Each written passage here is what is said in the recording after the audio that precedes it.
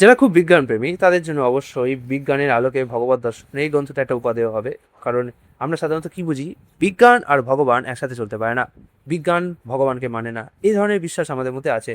But বিজ্ঞান কিন্তু একটা সেপারেট এন্টিটি নয়, বা একটা কোনো এমন এন্টিটি নয় যে কিনা ভগবানের আছে না আছে এমন করবে।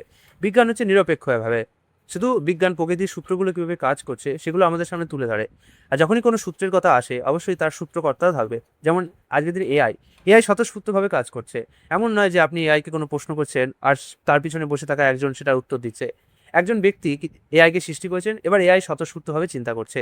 কিন্তু এটাও ঠিক, এই যে এআই বলুন বা স্মার্ট কম্পিউটার বলুন বা অ্যালগোরিদম অ্যানালিটিক্সই বলুন, এগুলো কিন্তু স্বতন্ত্রভাবে কাজ করতে পারে না। এদের পিছনে কোনো না কোনো সৃষ্টিকর্তা অবশ্যই আছে। ঠিক একইভাবে এই প্রকৃতি ভগবানের অচিন্ত্য শক্তির প্রভাবে সে স্বতন্ত্রভাবে কাজ করলেও তার যে সৃষ্টিকর্তা সে অবশ্যই থাকবে। অবশ্যই ভগবান আছে বলেই এই প্রকৃতি কাজ করছে। ভগবানের অনুপ্রবেশ না থাকলে এই প্রকৃতি কিভাবে স্বাধীনভাবে কাজ করবে সেটা আপনারা হয়তো ভাবতেও পারছেন না। কি করে স্বাধীনভাবে কাজ করবে? ভগবানের আছে বলেই তো এই প্রকৃতি কাজ করছে। তো বিজ্ঞানের আলোকে ভগবত দর্শন আমাদের শেখায় যে কিভাবে এই প্রকৃতি আসলে ভগবানের দান।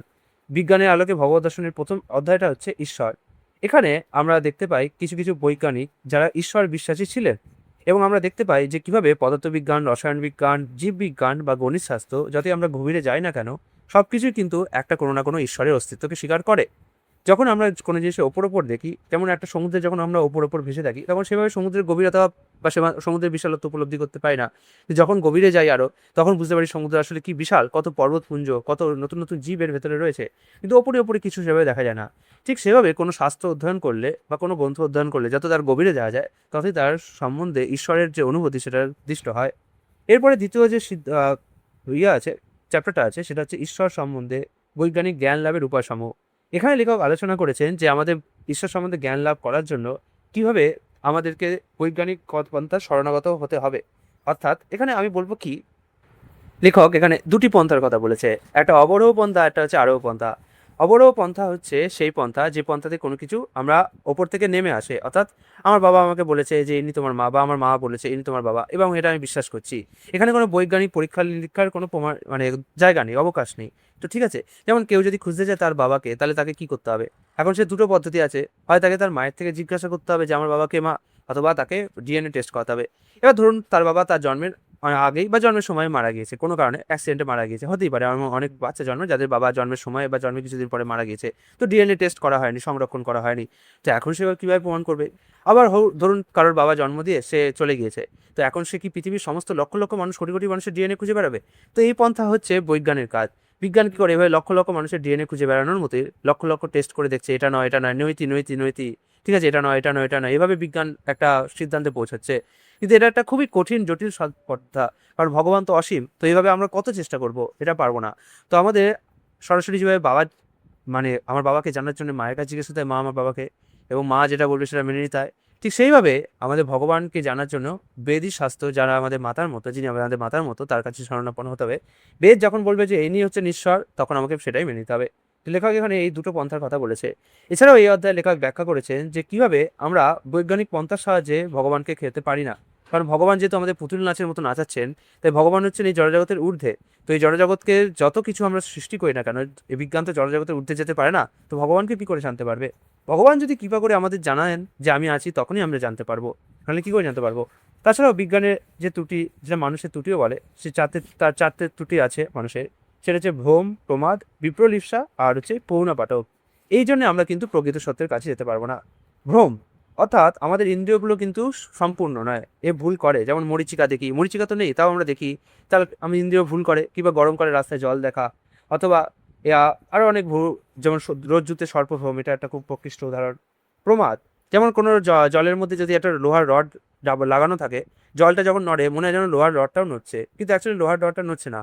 আবার অনেক সময় বাতাস কাঁপে বলে মনে হয় যেন চাঁদও কাঁপছে, কিংবা জলের উপর চাঁদের ছায়া পড়ে বা সূর্যের ছায়া পড়ে জল কাঁপলে সূর্য কাঁপে, বা একটা লোহার রডকে জলের মধ্যে লাগালে সেটা বাঁকাভাবে মনে হয়। তো এগুলো সবই হচ্ছে প্রমাদ।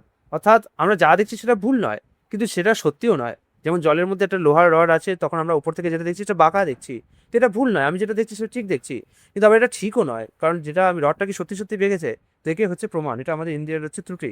এছাড়াও আছে হচ্ছে করুণা পাঠক। করুণা পাঠক কথার অর্থ হচ্ছে আমাদের ইন্দ্রিয়গুলো অত্যন্ত সীমিত। আমরা আমাদের ইন্দ্রিয় দিয়ে অনেক কিছু দেখতে পাই না।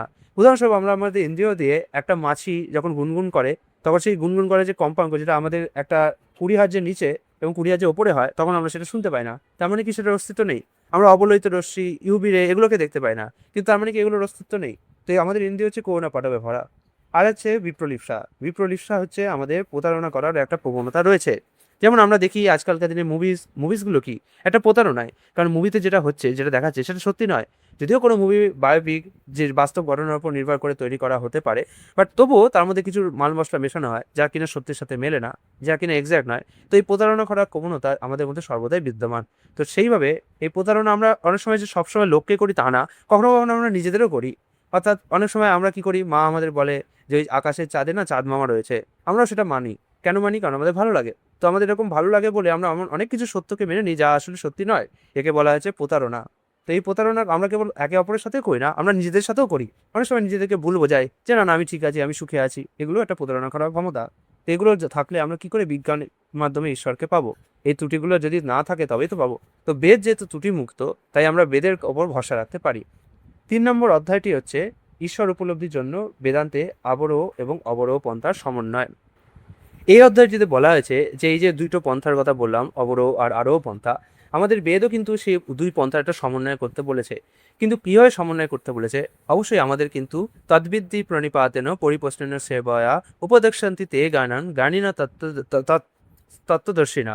ঠিক আছে? তো এই শ্লোকটা ভগবদ্গীতা খুব ইম্পর্টেন্ট একটা শ্লোক, যে আমাদের কোনো প্রামাণিক গুরুদেবের কাছে গিয়ে আমাদের তার থেকে এই অবরোহ এবং আবরোহ পন্থার মাধ্যমে জ্ঞান গ্রহণ করতে হবে। আমাদের তার কাছে যেতে হবে, তাকে প্রশ্ন করতে হবে বিনম্র চিত্তে, অবশ্যই ঔদ্ধত্যপূর্ণভাবে না, বিনম্র চিত্তে তাকে প্রশ্ন করতে হবে। এবং যখন আমরা তাকে প্রশ্ন করব, তার সেবা করব, তখন তিনি খুশি হয়ে আমাদের কিছু জ্ঞান দেবেন। তো প্রথম পন্থাটা হচ্ছে আরোহী পন্থা, যেখানে আমরা কিছু চেষ্টা করছি। আর দ্বিতীয় পন্থাটা হচ্ছে যখন তিনি খুশি আমাদের কিছু দিচ্ছেন, দিব্য জ্ঞান দিতে প্রকাশিতা, সেটা হচ্ছে আরোহ পন্থার নিদর্শন। তো আমাদের বেদ অবশ্যই বলে পরীক্ষা নিরীক্ষা করো, কেন করবে না? যেমন বেদে দুটো মার্গে আছে, প্রবৃত্তি মার্গ এবং নিবৃত্তি মার্গ। যারা নিবৃত্তি মার্গে বুঝতে চায় না, তাদের প্রবৃত্তি মার্গের কথা বলা আছে, যে তুমি একবার জয় জগৎকে টেস্ট করে দেখো, যখন বুঝতে পারবে যে এটা আসলে থাকার জায়গা নয়, তখনই আসলে আমার কাছে আসবে। যেমন যদি কোনো মা বা ছেলেকে বলে যে এই কেকটা খাস না, এটা খুব বাসি, এটা খেলে পেট খারাপ হবে, তবু শিশুটি জেদ করে যে না খাবো না, বা চকলেট খাবো আমার। কিন্তু তখন মা বলে ঠিক আছে খা, খেয়ে দেখ, যখন দাঁত খারাপ হবে তখন বুঝবি। তো শিশুটি খায়, যথারীতি তার ফল পায়, পেট খারাপ হয় বা দাঁত খারাপ হয়, তখন সে বুঝতে পারে যে মায়ের কথা ঠিক। কিন্তু যে মূর্খ ব্যক্তি শিকড়, সে বারবার সেটা চায়। যেমন বাচ্চারা সাধারণত একটুখানি, বাচ্চাদের তো মূর্খ বলে না, বাট একটু বেশি বোকা, বেশ সরল, তারা সহজে ভুলে যায়।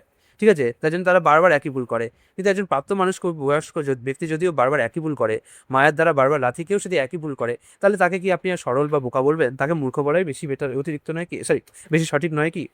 এরপরে 4 নম্বর অধ্যায়টি আমাদের বেদান্তের আলোকে ঈশ্বর সম্বন্ধীয় জ্ঞানের একটি সংক্ষিপ্ত বিবরণ দিয়েছে। মোটামুটি এই 4টি অধ্যায় রয়েছে। ঠিক আছে? এখানে ভগবানের কিছু শক্তির প্রকাশ, ভগবানের সাথে আমাদের যে সম্পর্কগুলো কি, শান্ত, সাক্ষ্য, দাস্য, ঠিক আছে, সেগুলোকে আমরা কীভাবে পরিপূর্ণ করব, সক্ষভাবে দাস্যভাবে অর্চন করে, বন্ধন করে, স্মরণ, কীর্তন, শ্রবণ, আত্মনিবেদন, পাদসেবন, এগুলো এখানে ব্যাখ্যা করা হয়েছে। চেতন কণা বা স্পিরিটনের ব্যাপারে এখানে কিছু ব্যাখ্যা করা হয়েছে।